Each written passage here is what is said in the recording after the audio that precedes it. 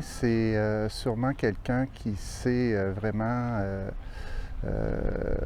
attendre, être justement à l'écoute et quitte à donner quelquefois des petits signes de tête à la personne pour s'assurer que l'autre personne puisse parler puis elle se sent confortable. Je dirais que ça transparaît beaucoup par le non-verbal d'une personne, là. C'est sûr que j'imagine qu'au téléphone, on le voit pas, on le voit plus ou moins, là.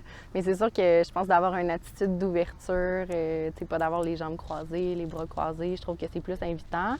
Mais sinon, au téléphone, je dirais de laisser des silences beaucoup, pour laisser l'espace à la personne, le temps de s'exprimer, puis de pas voir ça comme des malaises, mais plus un moment, là, c'est ça, qui permet à la personne là, de s'exprimer adéquatement sans se sentir pressée nécessairement, là. Avoir du temps, le regard quand on parle à une personne, qu'elle n'ait pas d'autres distractions autour d'elle.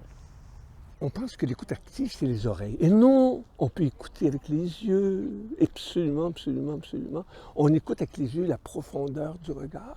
Je dirais une personne qui écoute bien, c'est quelqu'un de patient, qui prend vraiment le temps de comprendre l'argument de l'autre personne. C'est pas nécessairement quelqu'un de super actif et réactif qui répond directement, mais qui prend un peu un temps à réfléchir, à processer les mots, en quelque sorte, qui sont dits. Ça prend une personne empathique qui est capable d'écouter et d'accepter tout ce qu'il va entendre sans nécessairement porter des commentaires.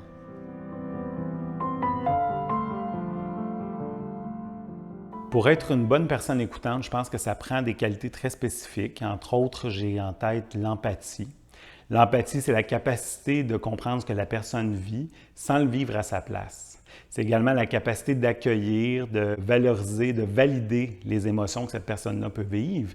Et c'est également une capacité à questionner la personne pour l'amener à trouver ses propres solutions, les solutions qui vont le mieux lui convenir à elle parce que ça va venir d'elle. C'est une façon de lui redonner du pouvoir sur sa situation. La conscience de soi aussi, je crois que c'est une qualité très importante en écoute active. La capacité de faire des introspections et d'être à l'écoute des bruits qu'on pourrait avoir occasionnés par nos valeurs ou nos expériences différentes qui pourraient nous empêcher de faire une bonne écoute.